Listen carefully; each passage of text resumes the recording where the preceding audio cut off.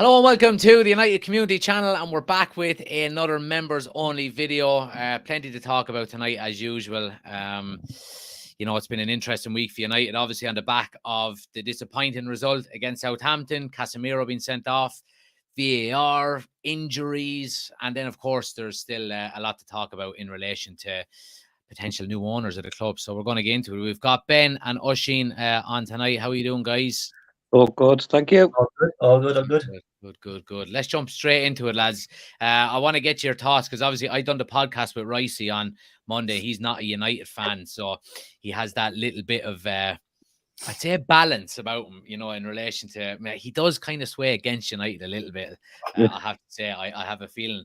But what did you make of the result on Sunday, given the fact, obviously, that we went down to 10 men so early?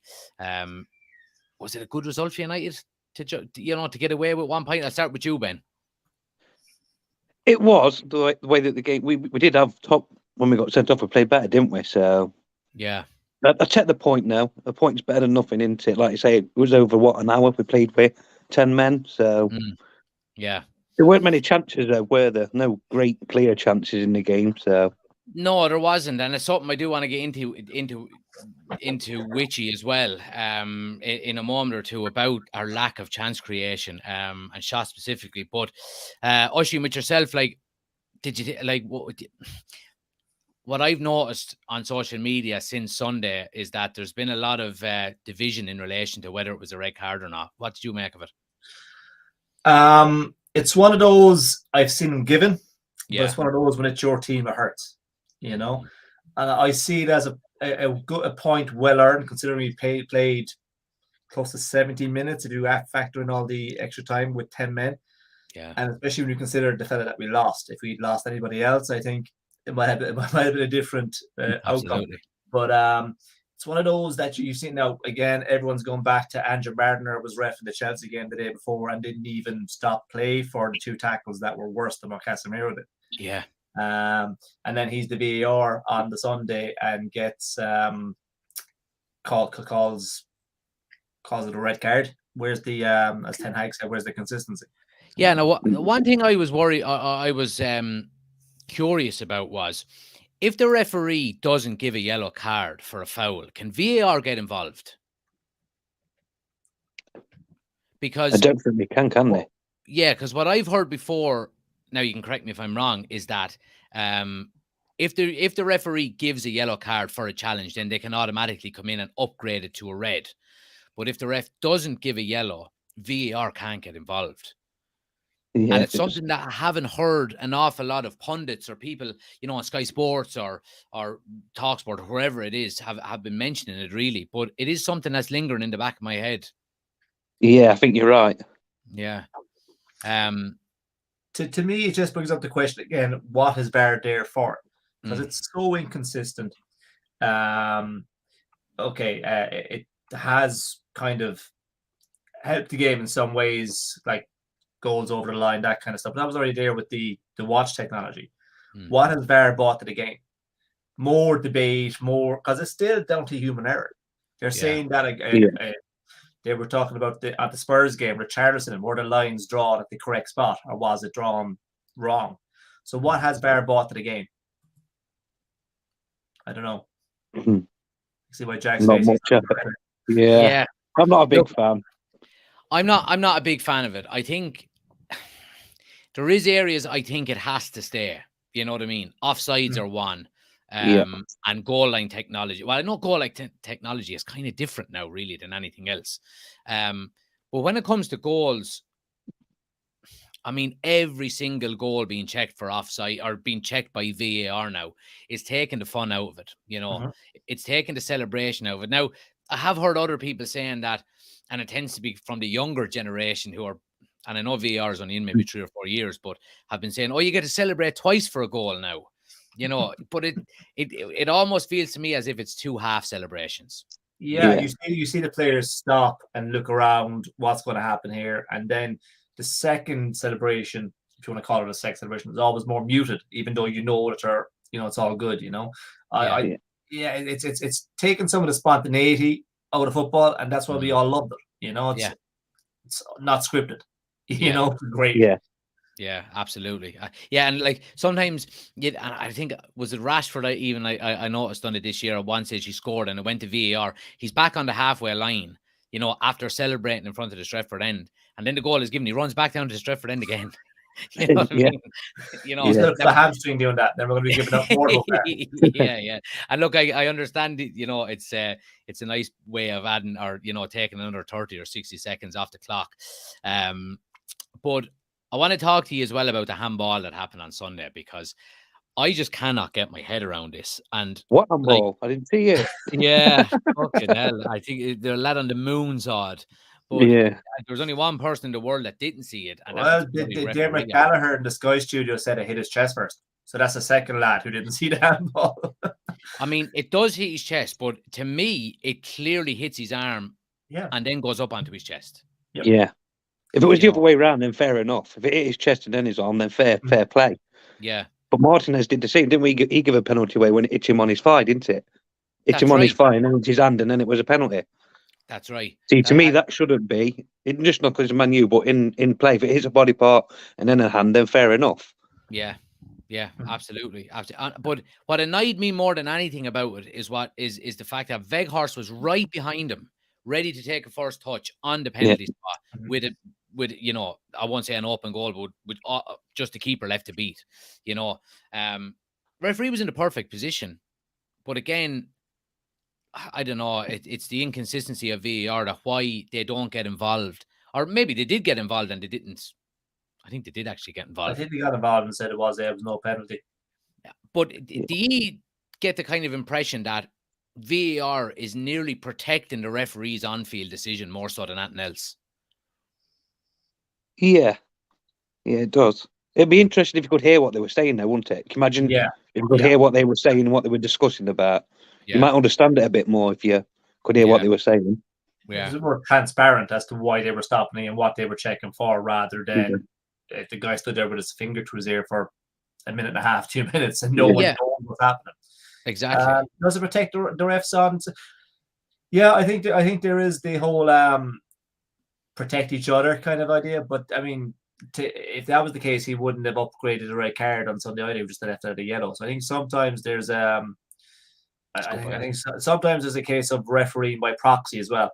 How he would have done it if he was there, and that's not. He's just meant to be there. I mean, it's video assisted refereeing, not video refereeing. He's there to help the ref, not make his own calls on it. That's my view on it. Yeah. And again, it's been mentioned an awful lot that it's not the technology that's the issue; it's the human error that's coming while the technology is on hand. It's not what VAR was brought in for, to get rid of human error. Exactly. And it's even worse now. But what I do also have to say is that, like, if you go back to 4 years ago or 5 years ago, whenever it was before VAR came in, literally every Monday morning on Sky Sports or all of the, Talk Sport and all that, there was huge calls for technology to get involved. You know what I mean? And I do think we need it. I think it has got better, I suppose, in relation to the, when it first came out, like the offsides was a big talking point when it first came out. How much of you has to be offside, and they came to the conclusion that it was your sleeve or whatever it was. I do think it's here to stay. I think it does have to be improved, and I think the guidelines have to be kind of defined on when it can get involved and when it can't. You know what I mean? And I think the less it does, the better. Yeah, 100%. Yeah. And how many phases of play do we have to go back to involve VAR? Because there was a few times there last season, I can recall, they went back 3 or 4 passes in the build-up. Yeah. How far back do we go before VAR? As you say, when does VAR kick in and when does VAR not? Yeah. And another big issue with it as well is the fucking timeline it takes to actually come to a conclusion. You know? See an offside blatantly, and it takes them like 2 minutes, can't it? Yeah. And the angle you just said there, Ben, earlier about the transparency. If we knew what they were talking about, and like in rugby, I mean, everyone's going to be watching the game Saturday, so we're going to know what's happening. Come on, Ireland. So we're going to everyone's going to know in real time with the referee what they're discussing, why they're discussing it, and replays be played back to the crowd so they can see why it's happening. Exactly. Yeah, and that's something that should happen at soccer matches as well. Yeah. And it would take, not that it would take the pressure off the referees, but it would clear up an awful lot. You know what I mean? Like calls now for, referees need to come out and no need for a monitor. They could watch it as it's being said to them, and we're all it's all the one time. And give me, finally, before we move on from VAR, I want to get your opinion on the referees actually watching the monitors, and big talks about it being slowed down way too much. Now, I have to say, me personally, I do agree. I think if the referee is to go and change his mind and look at it on the monitor, I think it should be played in full speed, more so than slowing down to a millimeter. It's that old adage that everything's worse in slow motion. Yeah. It does look worse in slow motion. So if it's played at real time that he would have seen in the match anyway, then he can say, right, I missed that. Or no, I'm grand. I'm going to make the same decision that I made because I'm seeing it at the same time. If you slow anything down, it's going to look worse. Yeah. Looking at Casemiro's tackle, it could have been took either way, couldn't it? Yeah. If you're looking at it, it could have been yellow, could have been a red. Yeah, could have been. Absolutely. I've got sent off for a very similar tackle myself without VAR. You know what I mean? But it's kind of, and like you said, and what was it deserved, Jack? It was the fourth one in the game, I think. Irish butcher. Yeah, that's it. But I think I you know what you said at the start, Oisín, was probably right. It's one of them calls where you're very disappointed if it happens to you, but if it happens to an opposition team, you're kind of, well, maybe that's deserved. You know what I mean? But look, Casemiro's gone now 4 games. And in relation to the suspension, real quick, do you think United should have appealed it? Yes, I would have. Yeah, I would have too. Because the fact is, 5 games Forest was the last game, wasn't it? Exactly, and that's the point that I made on the podcast on Monday night with Ricey. He said, "No way, don't appeal it." And I said, "Well, sure. Look, if he's going for 4 games and the 5th game is going to be Forest, why not appeal it?" Mm-hmm. You know, and there is only an extra game added on if it's a frivolous appeal, which I don't think it really would have been, given the amount of spotlight and attention it got. Really, you know, but midfield. So it's an area of concern at the moment.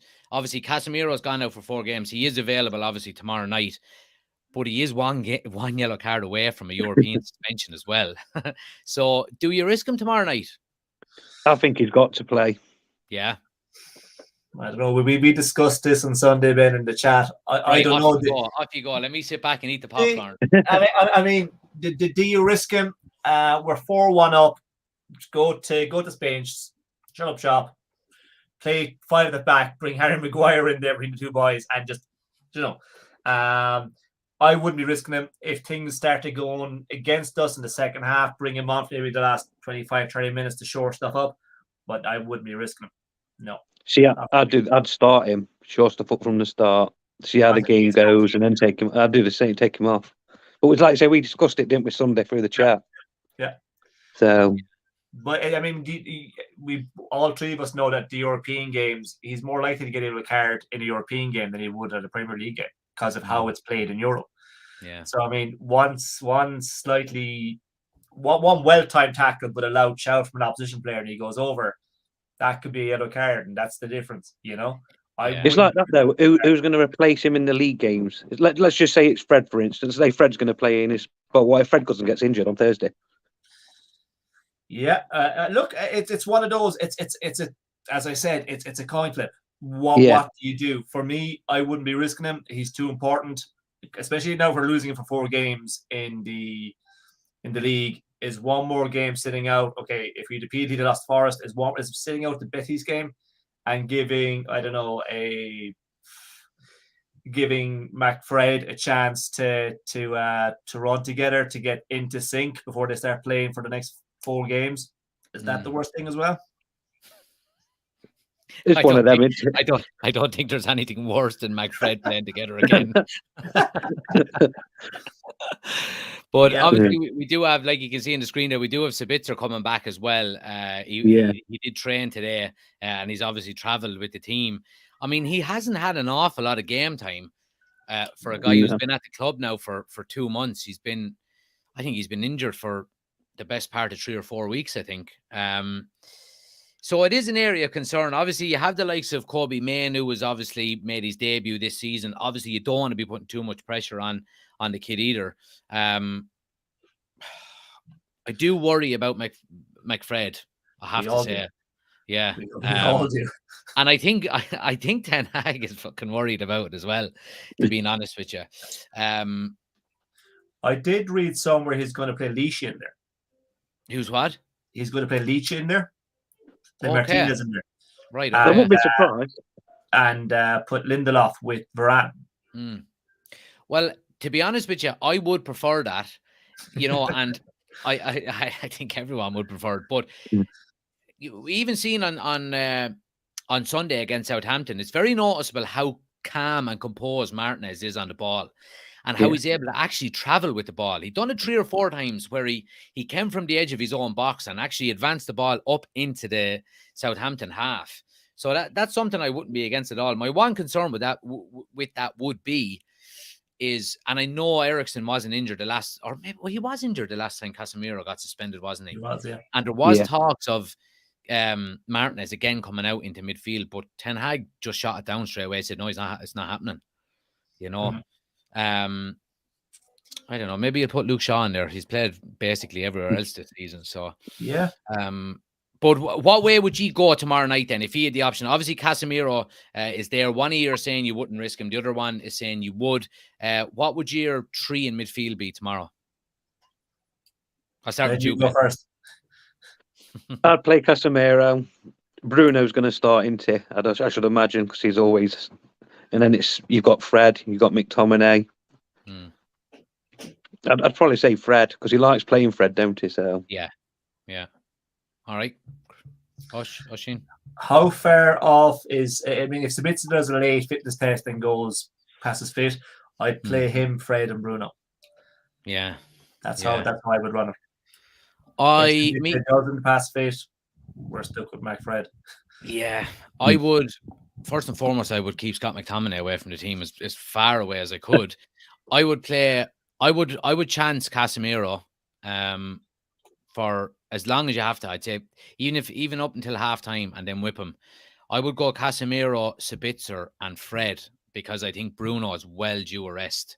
And I think we've seen it in some of his. I won't say in some of his performances, but you can see, because his work rate and his energy levels are out of this world. I have to give him serious credit for it, but there's only so much he can do, and I think this is I think it's a perfect opportunity to give him a rest. I really would.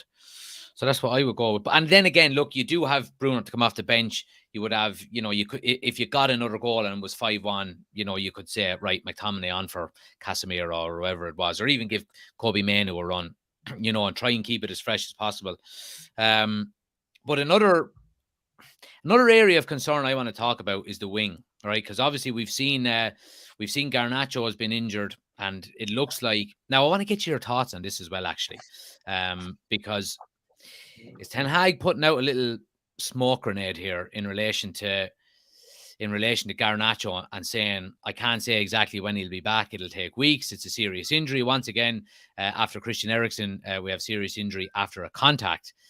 Is this is the conspiratorial side of my head now, and saying, is Ten Hag trying to not get him to go on international duty and just say, just sit down now and relax for a couple of weeks, and we'll get you back? What do you think?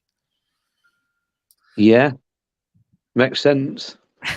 Yeah, I would put it past Ten Hag to play those kind of mind games. Absolutely, yeah. Yeah, and as well, there's another one here that says, oh, sorry, that's the wrong one. I'm after losing it.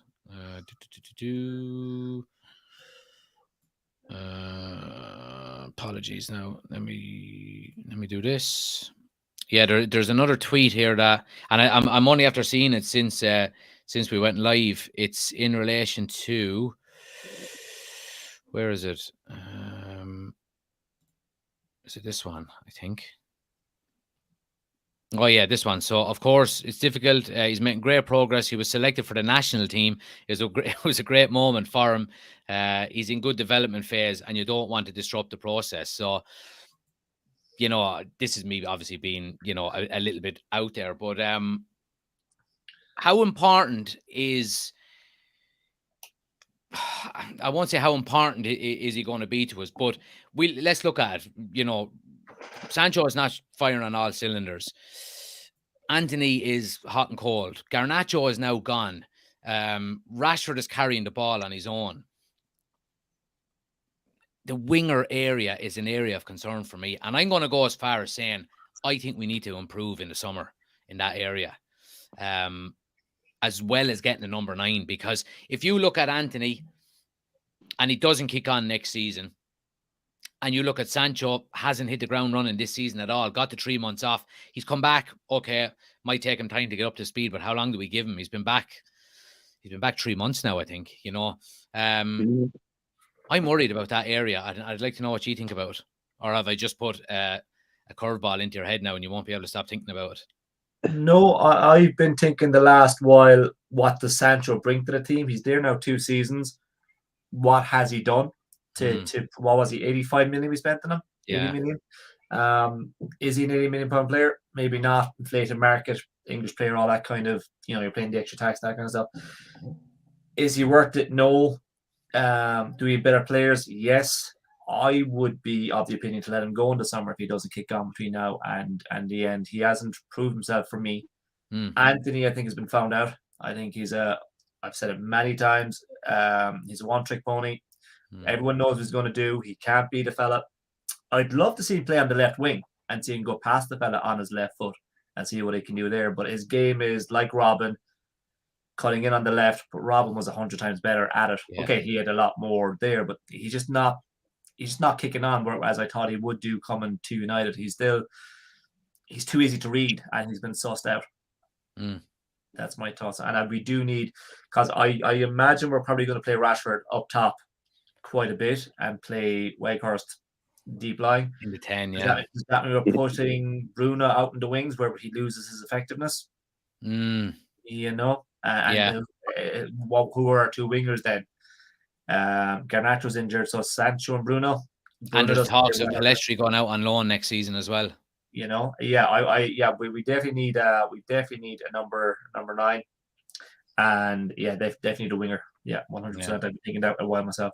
Yeah, totally agree. I totally agree with what you've just said, to be honest with you. So, I think if it was a season after with Antony to see what he does next season, then give him 2 seasons, see what I can do. But at this right time, as you say, we need somebody there, don't we? So.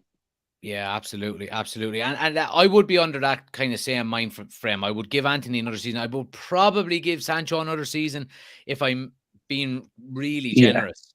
And like, especially with Antony, it is quite frustrating that, like you were saying, Oshie, he cuts in on his left. He's so easy to read. And all defenders are doing now is the left side of centre back is just doubling up with the full back. You know what I mean? I would love to see him just get to that end line and just trust his right foot. I haven't seen him use it yet. So he might have one, but he just might be confident of using it. But his end product has to improve. It really, really does. It really does. So if you were talking, I know I'm throwing this one on you kind of really quick, but if you were talking summer transfer window, and I know we're a bit away from it yet, what are your key areas of, I suppose, improvement, and maybe rank them 1, 2, 3, 4, maybe? After you, Ben. Striker. We've got to get a striker. Everybody knows we need a striker. Yeah. A winger, like you've said. They'd get a winger. I think we need a centre back. And I'd even go as far as saying is getting a goalkeeper, just so David Gay's got competition. Yeah.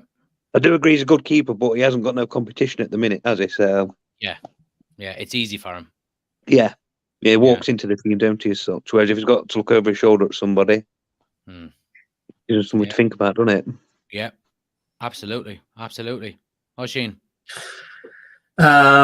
We need a goal scorer. Be that a striker or be that someone who can play there, but we need a goal scorer. I'm contradicting myself small bit here, but we need. The reason I'm not saying a striker is we just need somebody to put the ball in the back of the net.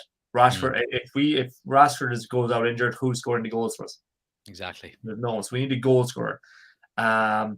We need a keeper for the competition. We need a centre half, a winger, and I would go as far as saying a right full, because Wan-Bissaka and Dalot, neither of them have really nailed down the place this year. They've each been given chances, but they've never actually really held on to it. Yeah. So I would go as far as saying we need a right full as well. Yeah, I'd be similar. Actually, I would say obviously the goal scorer, the number 9 is the most important. I would nearly go as far as saying we need 2. Because if you bring in a top class striker and God forbid they get injured, who are you going back to? Are you going back to Anthony Martial, or are you going back to Wout Weghorst? And I know there's been a lot of talk about Evan Ferguson, potentially moving away from Brighton. I would love to see it. If you got a Harry Kane and a Victor Osimhen are the 2 that, the majority of people are talking about. You got either one of them and said to Evan Ferguson, we'll guarantee you 15 games a season, just learn for the next 2 or 3 years, and you'll be ready to go. So I would go with 2 in that position. I do think we need a winger. I don't know how important that's going to be. I would probably prioritize another central midfielder next after that, because Christian Eriksen, as great of a footballer he is, and I love him, he's the wrong side of 30. Casemiro is just quality. Bruno, again, has no real competition. And outside of that, you're going back to Fred and McTominay, So I think another, Sabitzer maybe, we'll see what he does between now and the end of the season, and if United decide to, to give him a full deal. But I certainly do think we need another one there. And I mean, I could go right back, I could go centre back, I could go goalkeeper. You know what I mean? So, yeah, like we're nowhere near the finished article. And I think it just goes to show how good of a job Ten Hag is doing. The fact that, we bought 5 players in the summer, and we still need another 5. You took the words out of my mouth there by saying how good a job Ten Hag has done with. Yeah. Okay, I mean, we've been saying it for a while, how paper thin our squad is. Yeah. And where we are, we've 1 trophy in the bag. We're still in every possible game we can be in. Okay, the league is probably beyond us, but we still have a chance at 2 other cups. Yeah. And would any of us been saying that after last season? Absolutely. Even with the 5 signings we had. I think there were some fans were saying, please God, don't let us finish in the top 6 or 7. They wanted, like, if we're not getting top 4, just finish in 8, and we'll have the following season with no Europe. Yeah, and we'll build. Yeah. But Niall says there, Niall is after joining, just joined in. Did you talk about the farce of a penalty for City last night? We didn't, actually. Did you both see it? I didn't see the penalty. I think I saw from goal 4 on for the other guy. Oh my God. It was so basically what happened, because you missed it. Ball was crossed in. Defender was going up to head it, misses it, goes over his head. Haaland is behind him, heads it, and while the defender is jumping like that, Haaland's head is here, heads the ball, skins his arm coming past, and goes off while he's facing away from the ball. You know what I mean? And the ref gives a penalty for it. And look, they lost 7-0, but they were well in the game at that stage, And then I think 75 seconds later, City got the second one, and it was game over straight away. It was like anybody who's played the bloody game or who watches enough football can understand that you need your arms to jump. You know what I mean? Mm-hmm. You need your arms to jump. There's like you're not going around jumping like a mannequin. I just don't get it. Yeah. Ben, what did you make of it? Yeah, it's like you said, it's just soft. I want to say it's like the Pep paying the refs again. It was that bad. It is though, isn't it? That's how bad it was. Yeah. Oh, man, it was it. And then Niall says as well here, then Alisson wipes a player out in a different country and not in Forest. So yeah, Alisson takes out I think it was Timo Werner. Oh no, sorry. Timo Werner complains to the referee and gets a yellow card. and Alisson gets nothing. I don't know. Was it a free? Maybe I think they got a free, but he was like the last man and took out the player, and then look, VAR Alisson or Ederson? Oh, sorry, that was Ederson last night. Sorry, yeah. Niall is probably talking about something different. But yeah, it's the inconsistencies, really, isn't it, that that we're looking at? Yeah, that are so bloody frustrating. Maddening. Yeah. I want to bring it on to the takeover, guys, because obviously we haven't had a lot of updates as of yet in relation to it, but I think I'm after losing it. Oh yeah, here we go. So obviously, there was worries over the last couple of weeks that maybe they weren't going to sell, and we're going to be stuck with them, blah blah blah blah blah. But over the last maybe week or so, it's kind of gained a little bit of a momentum again. And obviously this is from Jamie Jackson. He says Altani is intent on buying 100% of United without taking any debt, while Radcliffe is thought to want only the Glazers' 69% share, perhaps using investment. Now, I don't know about G, but you're obviously big United fans, just like I am. Investment gives me the fucking shits. So it does when you're talking about Manchester United, because we've had it, this bullshit with the Glazers for so long. And I know you said on a previous live Ushing that you didn't want state ownership and all of that kind of stuff. I'm getting the gist from social media that people, United fans, are kind of going from Jim Radcliffe to Qatar in terms of popularity. What do you make of it? I think it's there in that text. It's the word debt and the word investment. And what United fans have wanted for the last 20 years of Glazers is that we wanted, they wanted a debt off the back of the club that we could just thrive again. I think seeing it there, that's what the sea change is. That's why the tide is turning towards Qatar, I think. Yeah. Ben, what do you make of it? Yeah, I agree. It seems that though, with the investment, if he's going to come in and buy us, if he can say, right, I'm going to invest this, I'm going to take this out this year, this out that year, and it's there in black and white, and he follows to it, then fair enough. Yeah. As long as it's done properly and ran properly, and everybody understands what he's doing. Yeah, but like I say, Qatar, it's got to be, hasn't it? Like I say, but I'm just saying, if that falls or something. Yeah.